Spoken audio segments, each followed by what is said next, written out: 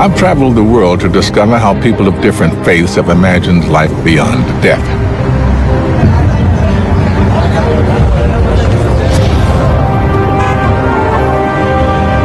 But I've come back to New York to explore something brand new.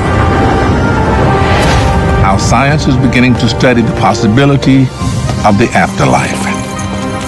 I arranged a meeting in Central Park with critical care physician Dr. Sam Parnia. Now, I know you've done an enormous amount of research in this sphere. Sam has studied more than 100 cardiac arrest survivors, people who were technically dead and came back to life. Some of them came back with profound experiences. We know that actually, for thousands of years, people who've come close to death for any reason have had these very profound, deep, in some ways mystical experiences. People feel an immense sense of peace and comfort and joy when they go through death.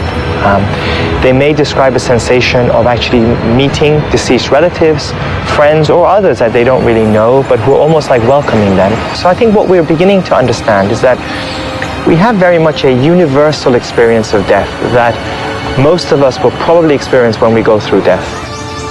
One of the things that you've come up with that I find extremely fascinating is the idea that even without brain activity, people come back expressing these experiences. Is that explainable at all? It's important to understand that when a person has died and they've turned into a cadaver, it's only at that point that the cells inside the body start to undergo a process of death, which can take hours, if not days of time. And so actually we have this window of time where we can bring people back to life. And the experiences that they have gives us an indication of what it's like for humanity when we go through death. In religious belief, almost all, you die, but only in a corporal sense. The essence of you, your soul, goes on. Is there any scientific support for the idea of the soul? Today we call the soul consciousness in science. So we can test this theory scientifically and see, does consciousness continue or does it stop? The evidence we have at least is that when a person dies, that part that makes us who we are, the psyche, the soul, the mind, the consciousness, whatever you want to call it, me, it doesn't become annihilated. It doesn't disappear into thin air. It continues, at least in the early period of death. Really? Absolutely.